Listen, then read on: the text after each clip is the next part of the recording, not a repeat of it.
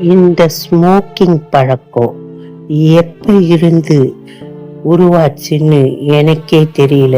ஒரு 10 வருஷத்துக்கு முன்னாடி ரொம்ப ஸ்ட்ரெஸ்ஸாக இருக்குன்னு ஃப்ரெண்ட்ஸு கிட்ட சொல்லும்போது, அவங்க ஸ்மோக் பண்ணால் அவங்க ஸ்ட்ரெஸ்லாம் போயிடும்னு சொல்லி அந்த பழக்கத்துக்கு என்ன அடிக்ட் ஆக்கினாங்க.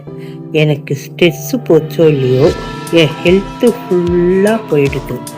சோகமாக இருந்தாலும், ஹாப்பியாக இருந்தாலும், அழுதாலும் இந்த ஸ்மோக்கிங்கை மட்டுமே என் லைஃப்பில் ஃபுல்லாக என்ஜாய் பண்ணி பிடிச்சிக்கிட்டு இருந்தேன்.